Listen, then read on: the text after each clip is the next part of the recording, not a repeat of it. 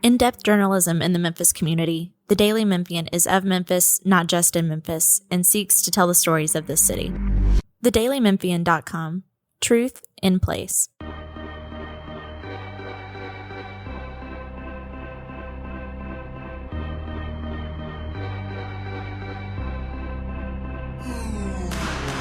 Welcome back to another edition of the Daily Memphian's Memphis Grizzlies podcast. This is your host, Grizzlies beat writer Drew Hill, joined as always by columnist Chris Herrington. We're coming off two late night games, two late ones, which are not the most fun. Yeah, can I say a lot of Grizzlies fans want the team to move east after expansion for competitive reasons? And I get that. I want them to move east after expansion to limit the 9 p.m. and 9:30 p.m. Central tip games that we get. That's what I want. 100%. So we had those two. The Grizzlies split them, which we'll get into that. It is All-Star break. We are here. I'm actually in Los Angeles right now. I was here for the Clippers game last night. I'll give a quick review of the Intuit Dome later, and yeah, so it's going to be nice for the team to have a break for sure. They need it after that performance last night. But Chris, I wanted to start actually with the Suns game that you covered. I got to be honest, I had to get up at 4 a.m. to make it out here to the West Coast. I didn't watch the second half of the game. I said halftime's enough for me, good enough. I'm out. I got to go to sleep. I got to be up in like 5 hours, so I'm going to bed. But I heard it was a good game, that they finished out pretty strong, and your guy Vince Williams made some winning plays. Yeah, so Kevin Durant had a great night. He may have been the only one, but Kevin Durant had a great night at home in Phoenix, and that kept the Suns in the game. And so the Suns got it back to, I don't think it ever got lower than 4, but they got it back to within like a couple possession game down the stretch, which put the Grizzlies in the position to play crunch time basketball, which they haven't done much of this season. The Grizzlies have near the bottom of the league in the number of minutes they have played all season that qualifies as crunch time. So they have not actually gotten a lot of reps. Either they're running out on teams, or occasionally, as in a couple of the other games recently, that they've gotten run out on. They have not played a lot of close games down the stretch. This was one of them. And what was notable about it, I thought, is that the lineup they got to in that situation was the same lineup that they started the fourth quarter with against OKC that went on a run and got them back in the game. But they didn't stick with it because of minutes restrictions. And that lineup is the three guys you'd expect. I think I got it. I think it's Ja, Bane, Jaren, Vince, and Santi. Yeah, that was it. And that's the lineup they went back to in that situation. They won the game down the stretch with that lineup, just as they'd gotten back into the game, at least briefly, against OKC with that lineup. And I do think the Santi thing, I think the Santi Brandon Clark is really more of a question, sort of game to game and matchup to matchup in terms of who you would lean into there. But I think even though they start Jalen Wells and Zach Edey and they continue to do so far, I think as we move towards playoff basketball, it feels like the full-strength Grizzlies are going to lean more into that kind of lineup. Vince Williams is the third wing. They should. Yeah, Vince Williams is the third wing, and either Santi Aldama or Brandon Clark is the second big. And I think, Taylor Jenkins has been talking about wanting to play Santi more at the 3. So I think you may see more lineups of Santi and Brandon Clark like both out there with Jaren. And it feels like, maybe the core, you're going to play more than 6, but in terms of where the most of the minutes are going to go, your big 3, which is clear, and then that second level of Vince Williams, Santi Aldama, Brandon Clark, those 6 may be the top 6 guys minutes-wise, when you get to playoff basketball is what it feels like. Yeah. I think it feels that way as well. And I was actually doing some digging yesterday, and that's when I came across that lineup, which according to Cleaning the Glass heading into last night's game, which Vince didn't play, so obviously that lineup was not going to be out there. That it was only like 15 or something full offensive possessions, but that Vince Williams or possessions in overall, but like right. That lineup was very, very good, and has been very, very good this season in extremely, extremely, extremely limited Yeah. It's been possessions. so few. I almost would just ignore the stats on that at this point. But it makes sense, right? It's not a surprise that given the options the Grizzlies have, that would be sort of what would work. I think Santi's probably been, if you pick one player who's been the fourth best player on the team over the course of the season, it's probably been Santi Aldama. And then Vince Williams just has, a little bit more experience, not a lot more, but a little bit more experience, and maybe is a little bit more diverse game in terms of his defense and his sort of hustle guy stuff on the wing. Um, so I want to give you some credit here because I went into last night, and we'll get back to the games, but I do want to do a little tangent on Vince now that we're here. Um, when I going into the game last night, I was planning on maybe trying to write something about Vince. And so I started going through the NBA's website and like all of sort of the bizarre stats, like the bizarre stats, the stuff that people don't look at. And I'm going to try not to be wrong, but like you are obviously like the Vince Williams guy. Obviously, Sure. I always give you a hard time about how much you love him, but like seriously, this is some of the stuff that I was looking at last night was pretty impressive. Like one thing I like you can filter to like height and different stuff and filter to guards obviously on like some of the hustle plays and the other stats. One thing that I found shocking, and I'm like 99% sure I did all the filtering correctly on this one. No filtering mistakes. If you go and you look at players um and their rebounding chances, which is tracked by the NBA, like Vince is up there with some of the best guards and perimeter players in the league.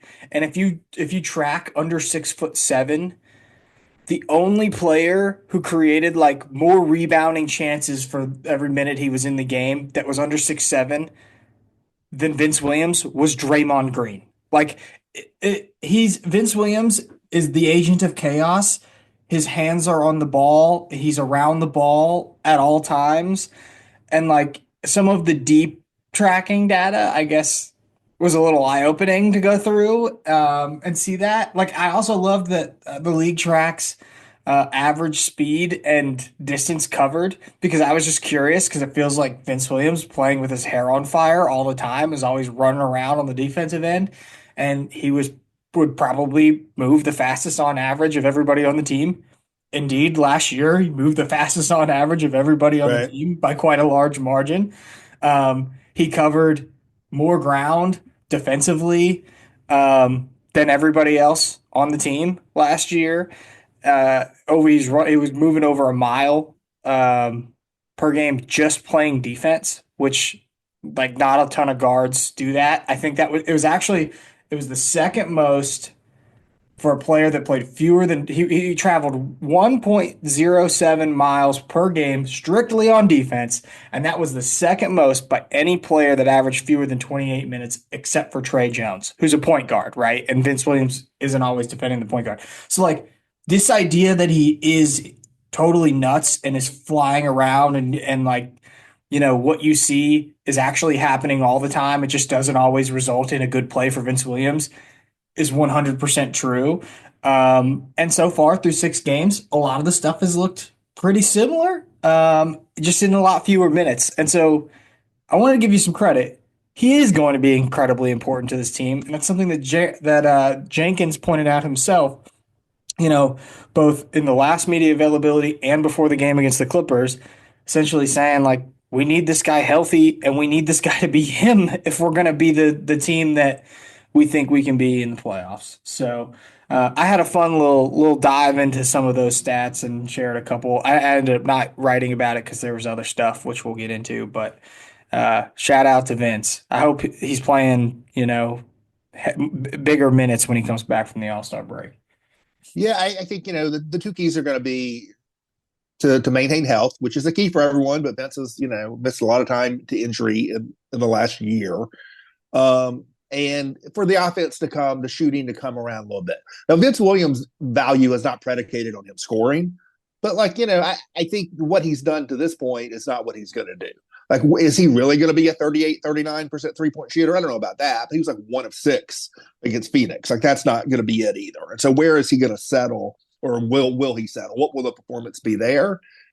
But I think the idea that he does things that aid winning beyond, the basic individual production, to me, is I don't have any doubt about that. He is somewhat similar, like the rebounding stuff.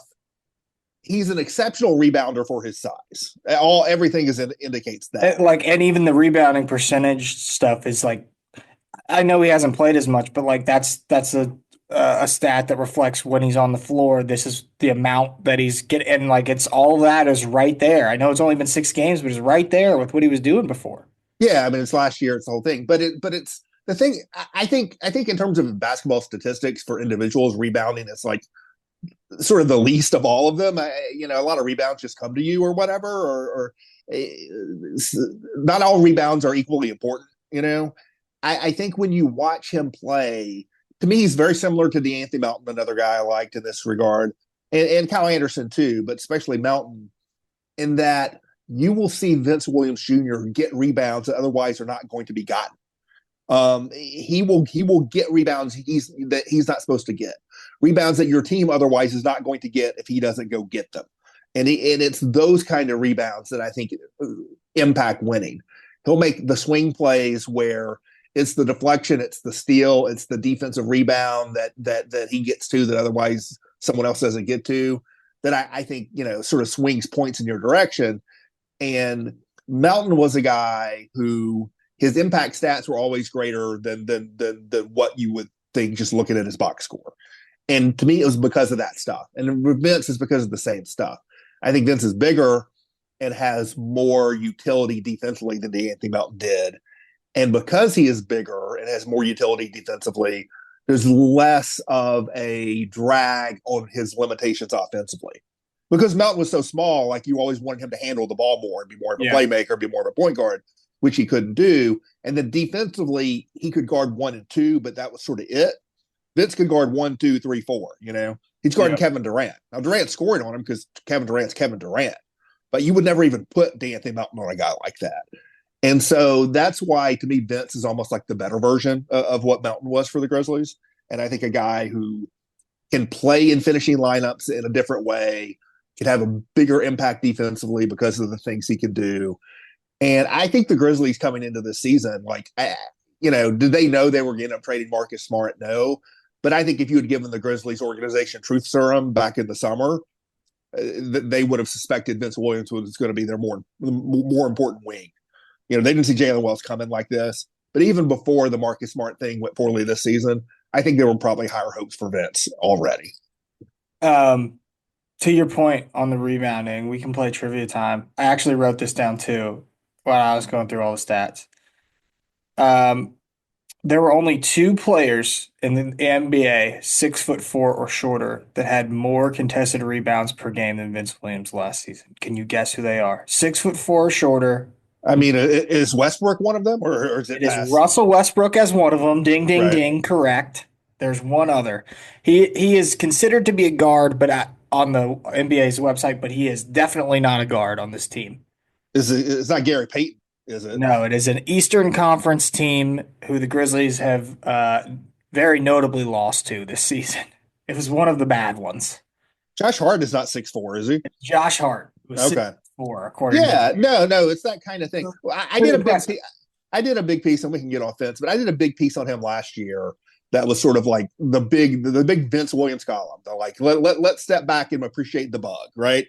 And I did a bunch of stat head kind of searches on him then. And when you put stuff in, the names that popped out were all guys bigger than him because of the rebound stuff. And it was James Posey.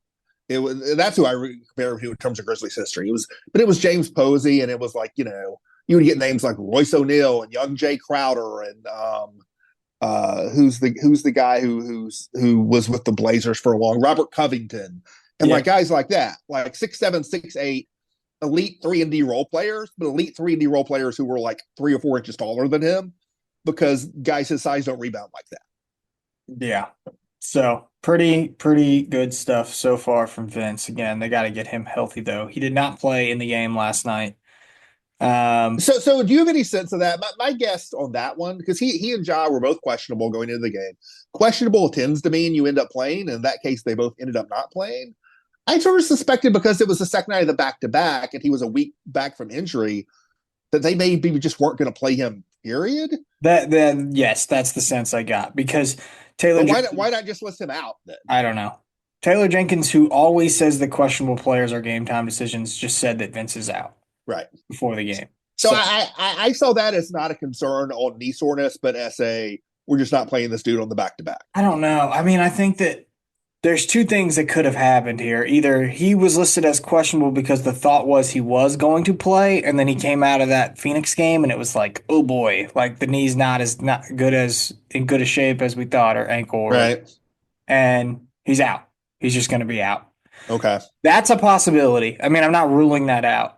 And I asked Jenkins about managing these injuries the rest of the season, and he gave me an answer that essentially said that is our number one priority. Is like as we head to the postseason, our number one priority is to be healthy. Like I don't think they're necessarily worried about trying to win every game as much as they're trying to get to the postseason with everybody available.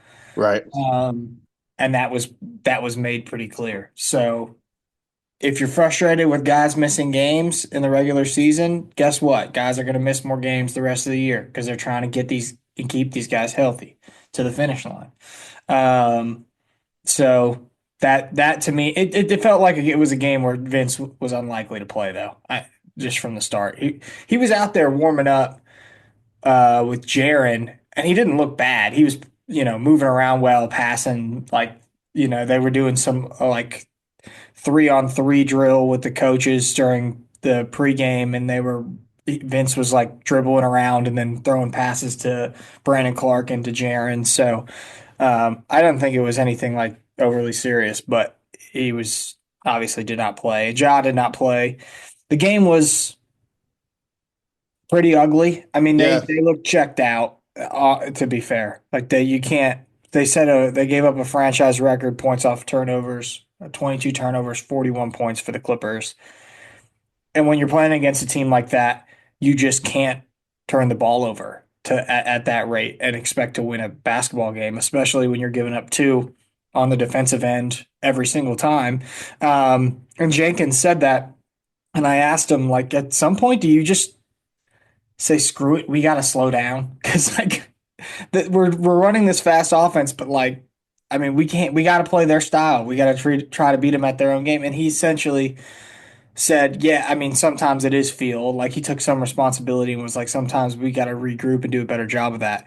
But the problem last night, which he identified, was wasn't really matter what type of offense they played because like You couldn't get into it anyway. they tried to do some screen and roll, and they weren't physical enough. So the screens weren't physical enough, according to Jenkins. So those didn't work because they just blew them all up. And then you would try to play fast and come down and play, the one-on-one cutting game, and the Clippers just took the ball from them. So bad. I mean, they've got some stuff to figure out. I think after that performance, but it's a little bit more understandable knowing this is the second night of a back-to-back, the second late night tip right before the break. It didn't seem like Memphis was fully engaged that entire game. Yeah, but there is sort of a pattern here, and people have focused on, and not wrongly at all, focused on, okay, how do they look against the good teams? To me, I would narrow the focus even more to say, how do they look against the great defenses? They are 1-7 so far this season combined against the Thunder, Clippers, and Rockets. That's the first, second, and fourth best defenses in the league, the top three defenses in the West, and all teams that have multiple tenacious on-ball perimeter defenders, right? You look at Houston with Amen Thompson and with Van Vliet and with Dylan Brooks. You look at Oklahoma City with like everybody they put on the floor. And then you look against the Clippers last night with Kawhi and Chris Dunn, who I think combined for like 8 steals. And part of it may be the style of offense that is predicated on drive, on one-on-one, beat your man one-on-one, drive without a screen. you try to drive without a screen against, Kawhi Leonard and Amin Thompson and Lou Dort, it looks different than against like some other players in the league. And I would, I do wonder about the specific, not just Grizzlies against good teams, but the specific matchup of the elite perimeter defensive teams. They have really struggled.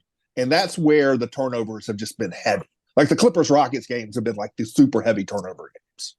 Yeah, no, I mean it was rough, and I think you're right. It is the elite defenses in that way. Um, it obviously hurts when Ja doesn't play, but last night was, I mean, the Oh, two and by the way, the Knicks and the on next. the Knicks on the season are not that they're not a super high ranked defense, but that's because they're starting Karl Anthony Towns at center.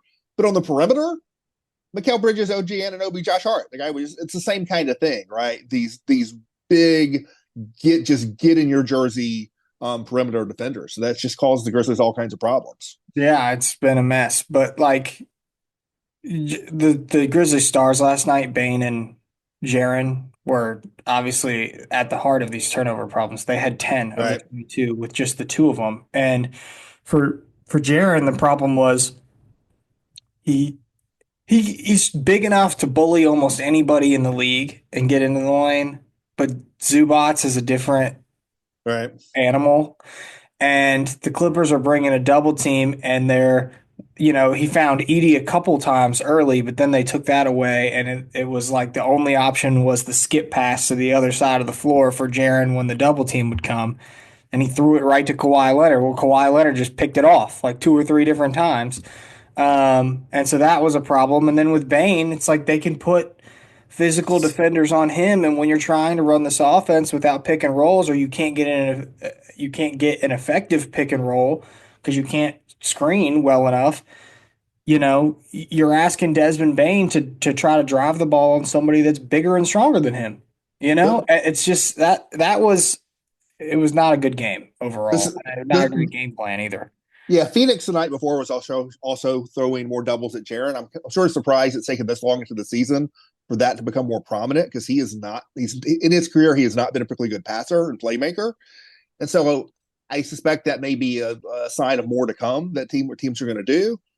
But two differences against Phoenix is Phoenix is not as good defensively, not remotely, as the Clippers, but also John Morant was there, and so without they need all three of these guys, and it's harder to be effective doubling Jaren when ball can just go to Ja and vice versa. And so, I think Ja was missed badly in that Clippers game, but that'll be interesting to watch the rest of the way too. The clock is restarting on Ja now. That could have been the fifth straight game he played. He's only done that once this season, and that was back in like early December. And now we will restart the clock post All-Star break on that. This is not a season-long commentary on Zach Edey, but Zach Edey's got to help those guys out too, because there were several catchable passes that Oh were yeah, to him, and he just couldn't come down with them last night. So no, that's been a real problem in recent games. He is not finishing plays in the paint that you need him to be finishing, both in terms of catching cleanly and then finishing with force. all right, enough with the negative stuff because the Grizzlies are getting a break and they're going to come back, and we're going to play out the end of the season. I want to talk about the All-Star festivities and a story that I wrote last night. But first, let's take a break for a message from our sponsor. Want to make a big impact without getting lost in a big system? Join Youth Villages to be a force for families while becoming part of one. Help make positive changes on a national scale, one community at a time. It takes a family to transform lives. Start with yours. Apply now at youthvillages.org/careers. Okay, Chris, I don't know if you've seen it because I think it published close to when you were going on the radio. But last night after the Clippers game, I just wanted to tell the story because I think it's fun. I'm in the locker room. Obviously, it's a little bit more lively than it otherwise would be after a loss, kind of just because it was the break and those guys knew that they were going to be going on vacation. And I ended up talking to Jalen Wells, and I met a fan at the Thunder home game who traveled from Italy with basketball shoes that he had painted. He's like a I guess, an artist, and he tries to paint like cleats and basketball shoes and whatnot and gift them to his favorite athletes. And I met this guy who was down low, and he had these custom Ja shoes, which I think he did eventually get to Ja. He wasn't able to hand them off at the game, obviously, because Ja's it got a lot of security and a lot of other things. But he also messaged Jalen Wells, and Jalen Wells responded to him, said, "Yeah, I'd love for you to paint some shoes," and he wanted him to paint some Sonoma State shoes. So Sonoma State obviously is where Jalen went to college, Division II school in California, and Sonoma State shut down their athletics department in January. And there will be no more sports for Sonoma State beyond the season. So their team is finishing out their last season ever of college basketball. It's a place that obviously means a lot to the Grizzlies rookie. And they had a 3-game trip planned to Southern California. And originally they weren't going to be able to make it to this Grizzlies Clippers game, but they used their fundraising budget that no longer matters anymore because the program's getting shut down. So they got money to spend, ate their first flights, bought the whole team new flights earlier in the day. And they got hotels, buses, everything. And the entire Sonoma State basketball team was at the game last night. So that was pretty cool. Jalen Wells had like his own cheering section at the game. And I was able to talk to Jalen's old coach afterwards. Jalen signed a bunch of jerseys for all those guys, whatever. And he got the shoes from the guy in Italy. They are painted Sonoma State blue with the Seawolves logo, all of that.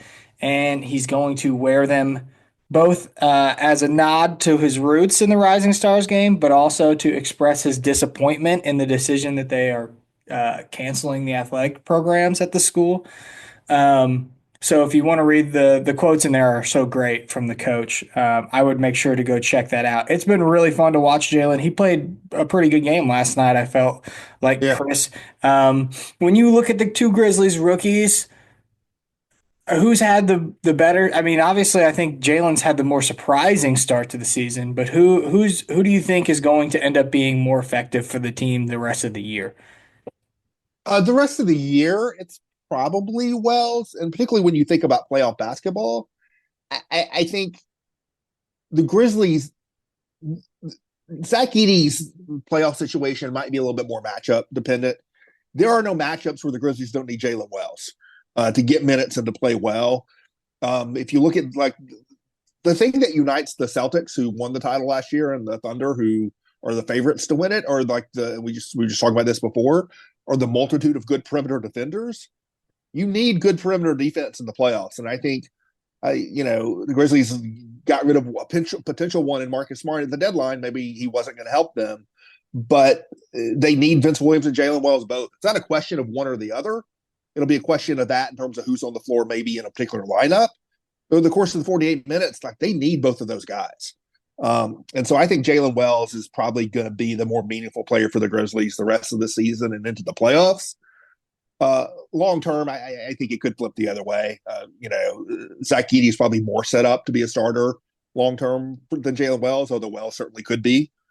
But I think Wells is important. Even if Vince Williams may be more important, that doesn't mean Jalen Wells is not still going to be really important for this team. Yeah, so it's going to be fun to watch Jalen Wells and Zach Edey play on Friday night in the game. And as I said, make sure you go read the story about Jalen's shoes because I thought it was really fun. The other player that's going to be playing is Jaren Jackson Jr.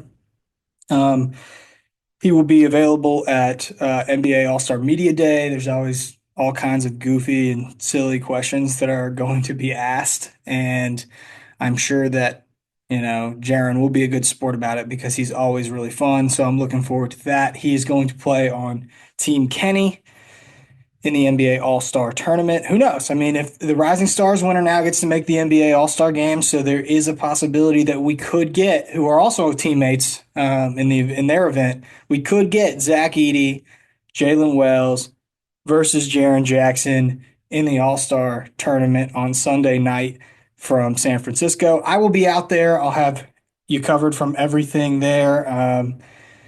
all kinds of other stuff going on over the break. I think Desmond Bane's getting his jersey retired at TCU. Luke Kennard is getting a court named after him at his old high school in Ohio.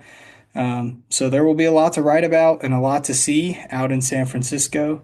But it will be a fun weekend indeed. All right, well, that's going to do it for us this week. We really appreciate you listening. Make sure you go listen to all the other Daily Memphian podcasts and go check out what Chris and I wrote about the Suns and the Clippers game. But until next time, for Drew and for Chris, we're out of here.